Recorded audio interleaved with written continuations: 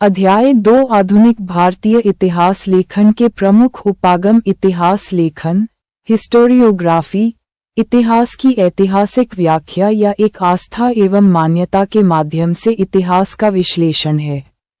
यह इतिहास को मात्र घटनाओं के वर्णन के तौर पर देखने की बजाय इतिहास के बौद्धिक संदर्भ को मान्यता प्रदान करता है। बेहतर अध्ययन एवं समझ हेतु आधुनिक भारत के इतिहास को इतिहास लेखन के 4 उपागमों औपनिवेशिक या साम्राज्यवादी, राष्ट्रवादी, मार्क्सवादी और उपाश्रित अधीनस्थ के तहत व्यापक रूप से पढ़ा जा सकता है। हालांकि इतिहास लेखन के अन्य उपागम संप्रदायवादी, कैम्ब्रिज, उदारवादी एवं नव उदारवादी और नारीवादी भी हैं। औपनिवेशिक उपागम या इतिहास लेखन का प्रयोग 2 अर्थों में किया जाता है। एक औपनिवेशिक देशों के इतिहास से संबंधित है, जबकि दूसरा ऐसे कार्यों को संदर्भित करता है जो प्रभुत्व की औपनिवेशिक विचारधारा से प्रभावित थे। आज के अधिकतर इतिहासकारों ने औपनिवेशिक उपागम के दूसरे अर्थ के दृष्टिगत इतिहास लेखन किया है। वास्तव में औपनिवेशिक अधिकारियों द्वारा औपनिवेशिक देशों के बारे में किया गया लेखन कार्य प्रभुत्व की इच्छा एवं औपनिवेशिक शासन के औचित्य से संबद्ध था।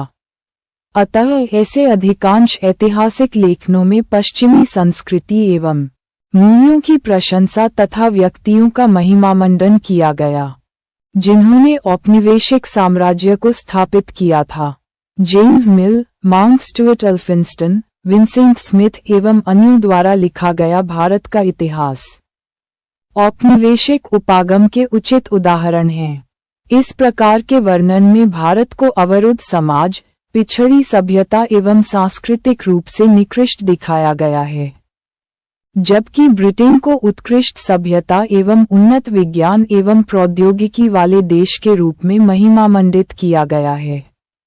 हालांकि सभी ब्रिटिश ऐतिहासिक लेखनों को एक समान रूप से औपनिवेशिक मानना सही नहीं। हाल के वर्षों में भारत के इतिहास का सृजन बेहद तीव्र हो गया है तथा इसकी व्याख्या का आह्वान किया जा सकता है। इसके 2 तरफा कारण हैं।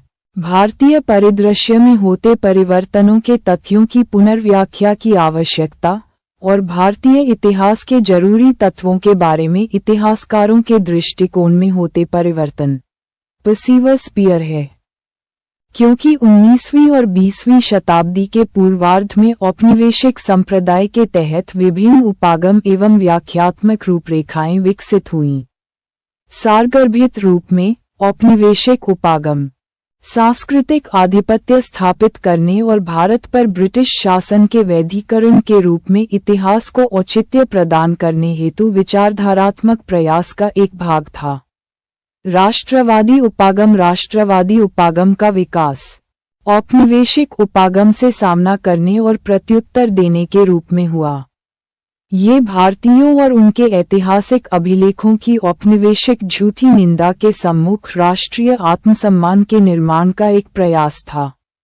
इस उपागम के इतिहासकारों ने मौजूदा ऐतिहासिक स्रोतों के विश्लेषण के आधार पर औपनिवेशिक ऐतिहासिक विवरणों की असत्यता को सिद्ध करने का प्रयास किया।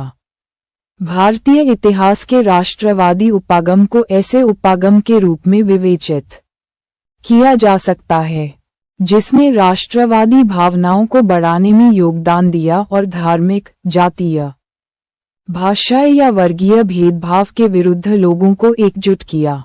राष्ट्रवादी उपागम मुख्य रूप से भारतीय इतिहास के प्राचीन एवं मध्यकालीन युग का वर्णन करता है, जो स्वतंत्रता प्राप्ति के पश्चात अस्तित्व में आया।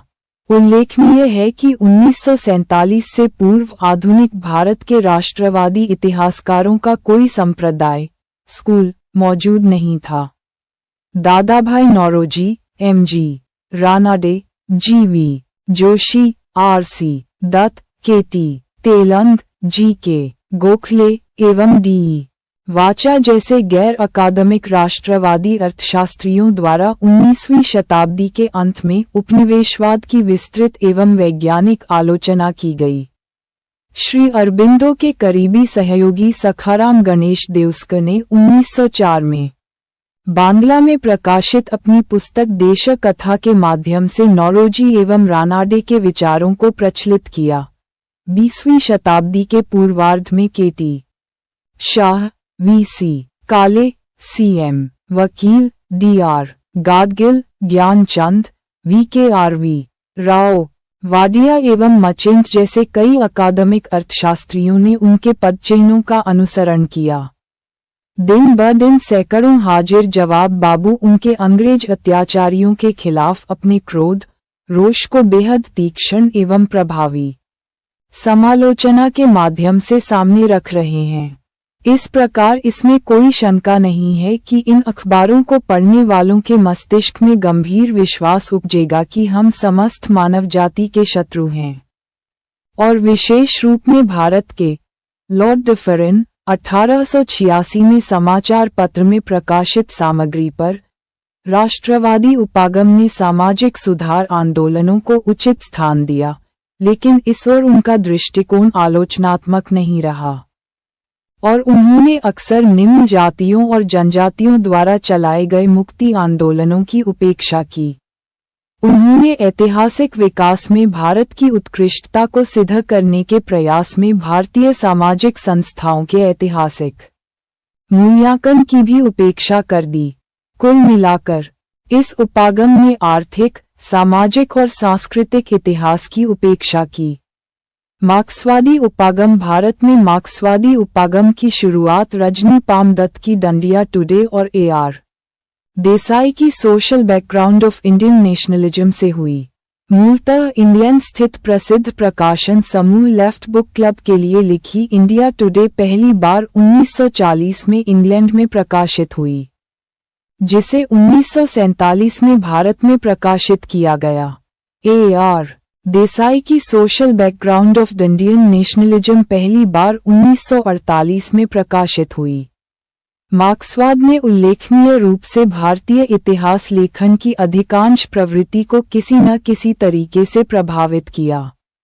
भारतीय इतिहास के सभी क्षेत्रों में, चाहे इसे काल या विषय द्वारा विभाजित करें, मार्क्सवादी इतिहासकारों ने महत्वपूर्ण योगदान दिया। विभिन्न क्षेत्रों में उनके कार्यों ने इतिहास लेखन के मार्ग या दिशा को परिवर्तित किया। औपनिवेशिक, साम्राज्यवादी उपागम की तरह मार्क्सवादी इतिहासकारों ने औपनिवेशिक स्वामियों एवं अधीन लोगों के हितों के बीच प्रारंभिक संघर्ष एवं विरोध को स्पष्ट रूप से देखा। राष्ट्रवादियों के समान वे भारतीय समाज के विभिन्न वर्गों के लोगों के बीच अंतर्विरोधों के प्रति भी पूरी तरह से सजग थे।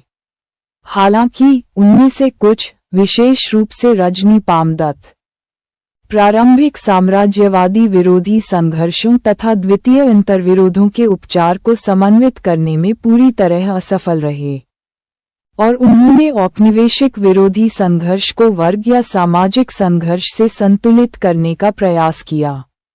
मार्क्सवादी इतिहासकारों ने राष्ट्रीय आंदोलन को भी संरचित बुर्जुआ आंदोलन के रूप में देखने का प्रयास किया, और इसके मुक्त एवं सर्ववर्गीय रूप की उपेक्षा की। ए.आर. देसाई ने राष्ट्रीय आंदोलन के विकास को 5 चरणों में अनुरेखित किया, जहां प्रत्येक चरण एक विशिष्ट सामाजिक वर्ग पर आधारित था जिसने इसका समर्थन और स्थापना की। अधीनस्थ, उपाश्रित उपागम, अधीनस्थ या उपाश्रित उपागम शीर्षक ऐसे विवरणों की श्रृंखला है जिसे शुरू में रंजीत गुहा के संपादकत्व में प्रकाशित किया गया। अधीनस्थ उपागम की शुरुआत मौजूदा इतिहास लेखन के आलोचक के रूप में 1980 के दशक में हुई। इसने अपने प्रवर्तकों के माध्यम से अन्य ऐतिहासिक उपागमों पर लोगों की आवाज की उपेक्षा करने का आरोप लगाया। शुरू से ही अधीनस्थ उपागम ने स्पष्ट किया कि भारतीय इतिहास लेखन की सभी परंपराओं का झुकाव अभिजात्य वर्ग की तरफ है, अतः ये पक्षपाती हैं। अधीनस्थ उपाश्रित इतिहासकारों के दृष्टिकोण से औपनिवेशिक काल में भारतीय समाज में मूलभूत विरोध एवं संघर्ष एक तरफ कुलीन, भारतीय एवं विदेशी दोनों, और दूसरी तरफ उपाश्रितों के बीच था, न कि उपनिवेशवाद और भारतीयों के बीच। वे विश्वस्त हैं कि भारतीय कभी भी एक साझा साम्राज्यवाद विरोधी संघर्ष में एकजुट नहीं हुए थे। इसके बावजूद वे मानते हैं कि दो भिन्न आंदोलन या धाराएं थीं, एक उपाश्रितों की वास्तविक साम्राज्यवाद विरोधी धारा और दूसरी कुलीनों की झूठी राष्ट्रीय आंदोलन धाराएं। कुलीन धाराएं भारतीय राष्ट्रीय कांग्रेस के आधिकारिक नेतृत्व में कुलीनों के बीच शक्ति के लिए संघर्ष करने वाले झुंड से थोड़ा अधिक थीं। हालांकि अधीनस्थ उपाश्रित संप्रदाय स्कूल, जिसने शुरू में आम लोगों के दृष्टिगत इतिहास लिखने की वचनबद्धता दिखाई, लोगों की स्वयं की सचेतनता पर आधारित था, लेकिन वह ऐसे नवीन स्रोतों की खोज नहीं कर पाया जो लोकप्रिय अवधारणाओं को अधिकाधिक प्रतिबिंबित कर सके। उसका नवीन लेखन निरंतर उन्हीं पुराने कुलीन स्रोतों पर आधारित था। संप्रदायवादी उपागम राष्ट्रवादी इतिहासकारों की भांति संप्रदायवादी इतिहासकारों ने भी स्वयं को मध्यकालीन भारत और औपनिवेशिक काल की पाठ्यपुस्तकों के औपनिवेशिक कुछ इतिहासकारों द्वारा विलंब से शुरू की गई नवीन प्रवृत्ति, जिसे इसके प्रस्तावकों द्वारा उपाश्रित उपागम के रूप में विवेचित किया गया है, ने पूर्व के सभी ऐतिहासिक लेखनों को नकार दिया, जिसमें कुलीन इतिहास लेखन के रूप में मार्क्सवादी परिप्रेक्ष्य पर आधारित इतिहास लेखन भी शामिल है, और इस पुरातन दिशाहीन इतिहास लेखन को उपाश्रित उपागम से प्रतिस्थापित करने का दावा किया। बिपिन चंद्रा इतिहास लेखन तक पूरी तरह सीमित कर लिया। भारतीय संप्रदायवादी इतिहासकारों द्वारा निर्मित सामान्यीकरण को ब्रिटिश इतिहासकारों और प्रशासकों के लेखन में ढूंढा जा सकता है। संप्रदायवादी स्कूल के मतानुसार भारत का मध्यकालीन इतिहास हिंदू मुस्लिम मतभेद एवं संघर्ष की एक लंबी कहानी थी। हिंदू और मुस्लिम स्थायी रूप से शत्रु समूहों में विभाजित थे, जिनके आपसी संबंध कड़वे, शत्रुतापूर्ण, विरोधात्मक एवं अविश्वासी थे। यह विचार न केवल इतिहासकारों के लेखन में प्रतिबिंबित हुआ, अपितु सांप्रदायिक राजनीतिक नेताओं के हाथों में आकर इसने अधिक उग्र एवं विषाक्त रूप ले लिया। इसके अलावा यह विचार प्रचारित किया गया कि मध्यकालीन भारत में मुसलमानों ने शासक वर्ग का निर्माण किया तथा हिंदू शासित अधीन एवं पराधीन थे। कैम्ब्रिज स्कूल उपागम कैम्ब्रिज संप्रदाय स्कूल का मत है कि औपनिवेशिक काल के दौरान भारतीय समाज मूलतः क्षैतिज एवं लंबवत भागों द्वारा चरितार्थ हुआ और स्थानीय एवं क्षेत्रीय सरदारों के बीच गुटीय शत्रुता एवं प्रतिस्पर्धा द्वारा भारतीय राजनीति का सीमांकन किया गया। इस प्रकार उनके मतानुसार औपनिवेशिक शासन के अधीन मूलतः विरोध साम्राज्यवाद और भारतीयों के बीच नहीं था, अपितु भारतीयों के बीच था। इसके अतिरिक्त कैम्ब्रिज स्कूल के इतिहासकार कहते हैं कि भारतीय राष्ट्रवाद औपनिवेशिक शोषण के विरुद्ध भारतीयों के संघर्ष का परिणाम नहीं था, अपितु ब्रिटिश शासकों द्वारा प्रदत्त लाभों को प्राप्त करने के लिए भारतीयों के बीच के संघर्ष का फल था। राष्ट्रीय आंदोलन के नेता महान विचारों से प्रेरित नहीं थे, बल्कि उसके पश्चात मिलने वाले भौतिक लाभों एवं शक्ति से प्रेरित थे। इस उपागम की कई इतिहासकारों एवं शोधार्थियों तथा विद्वानों द्वारा इस आधार पर आलोचना की गई है कि यह तथ्यों को मानव व्यवहार से हटाकर देखता है और राष्ट्रवाद को पार्श्विक राजनीति के स्तर पर ले जाता है। उदारवादी एवं नव उदारवादी उपागम साम्राज्यवाद उपनिवेशवाद का पुनर्मूल्यांकन 1980 के दशक से प्रारंभ हुआ। कैन एवं हॉपकिंस 1993, पैट्रिक ओ ब्रायन 1988 तथा डेविस एवं हटटनबेक 1986 ने उपनिवेशवाद के चरित्र को लेकर मार्क्सवादी एवं वाम उदारवादी प्रबुद्ध वर्ग के कुछ निष्ठापूर्ण विचारों एवं दृष्टिकोण पर प्रश्न उठाना शुरू किया। इस उपागम के प्रस्तावक तर्क देते हैं कि उपनिवेशों का आर्थिक शोषण पूरी तरह से अंग्रेजों के लिए फायदेमंद नहीं था। औपनिवेशिक क्षेत्रों में ब्रिटिश औद्योगिक वस्तुओं के लिए बाजारों की उपलब्धता और बाहरी देशों या बाजारों में पूंजी निवेश, भारत में रेल परिवहन की व्यवस्था करना, ब्रिटेन में घरेलू निवेश को हतोत्साहित और नवीन औद्योगिक विकास को प्रभावित कर सकता था।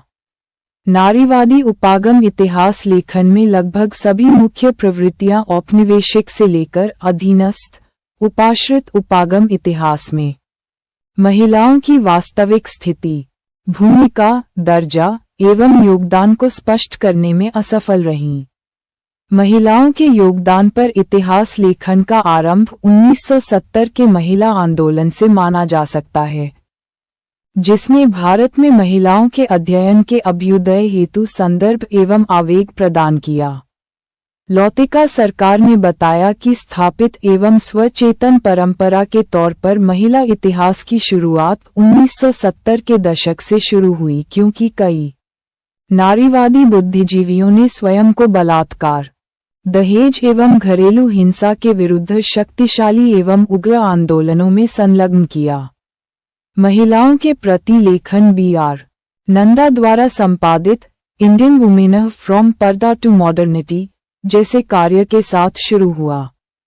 औपनिवेशिक काल में भारतीय महिलाओं की अत्यंत दयनीय स्थिति को पंडिता रमाबाई द्वारा लिखित the high cast Hindu women 1887 और कैथरीन मेयो द्वारा लिखित मदर इंडिया 1927 में दर्शाया गया।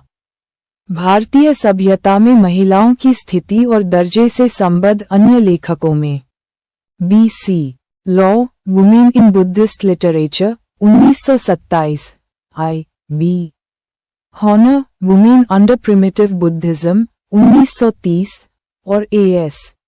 Altekar, the position of women in Hindu civilization from the prehistoric times to the present 1938 प्रमुख हैं। सारांश विभिन्न उपागम जेम्स मिल, अल्फिंस्टन, V.A. स्मिथ जैसे अन्य इतिहासकारों तथा लेखकों द्वारा प्रस्तुत औपनिवेशिक उपागम ने भारत को अवरुद्ध और पिछड़े समाज एवं सभ्यता के तौर पर चित्रित किया, जबकि अपने देश ब्रिटेन को गौरवशाली रूप में प्रस्तुत किया। इस उपागम ने ब्रिटिश द्वारा भारत के औपनिवेशीकरण को न्यायोचित ठहराया। राष्ट्रवादी उपागम ने औपनिवेशिक उपागम के दावे को नकार दिया और ब्रिटिश शासन द्वारा भारत के शोषण को प्रस्तुत किया। स्वतंत्रता पूर्व ये स्कूल भारतीय इतिहास के प्राचीन एवं मध्यकाल से जुड़ा था, लेकिन स्वतंत्रता पश्चात राष्ट्रवादी उपागम ने आधुनिक भारत पर ध्यान दिया। R.C. मजूमदार तथा ताराचंद इस उपागम से जुड़े हैं। मार्क्सवादी उपागम ने भारत में इतिहास लेखन की कला को प्रभावित किया। मार्क्सवादी उपागम ने औपनिवेशिक और साथ ही राष्ट्रवादी उपागम की मूलभूत कमजोरियों को सामने रखा। इसने भारतीय समाज के विभिन्न वर्गों के बीच आंतरिक मतभेदों को भी उजागर किया। R.P. दत्त और A.R. देसाई भारत के प्रमुख मार्क्सवादी इतिहासकार थे। उपाश्रित उपागम ने लोगों की आवाज की उपेक्षा करने का आरोप मौजूदा सभी उपागमों पर लगाया। यद्यपि उसने लोगों की स्वचेतना पर आधारित नवीन इतिहास लिखे जाने का दावा किया, तथापि यह अपने कार्य में सफल नहीं हो पाया। संप्रदायवादी उपागम, जो मध्यकालीन भारत के औपनिवेशिक इतिहास लेखन पर आधारित था, ने हिंदू और मुस्लिम को दो भिन्न समूहों के रूप में देखा जो स्थायी रूप से शत्रु समूहों में विभाजित थे। कैम्ब्रिज स्कूल उपागम ने भारतीयों के बीच अंतर्विरोधों को देखा, न कि साम्राज्यवाद और भारतीयों के बीच। उदारवादी एवं नव उदारवादी उपागम की शुरुआत 1980 के दशक में इंग्लैंड में हुई। इस उपागम के अनुसार भारत में ब्रिटिश शासन उतना दमनात्मक या शोषणकारी नहीं था जितना वाम राष्ट्रवादी उन्मुख उपागम ने इसे प्रचारित किया। इसके प्रस्तावकों में पैट्रिक ओ. ब्राउन, केन हॉपकिंस एवं हट्टनबेक प्रमुख हैं। भारत में नारीवादी उपागम औपनिवेशिक प्रणाली में कानूनी ढांचे जैसी संरचना का विश्लेषण करने वाले शोध पर ध्यान केंद्रित करता है, जिसने महिलाओं के जीवन को प्रभावित किया। यह उत्पादक संसाधनों पर महिलाओं के स्वामित्व को अस्वीकार करने के कारण उत्पन्न महिलाओं के पिछड़ेपन तथा भेद्यता पर भी ध्यान देता है।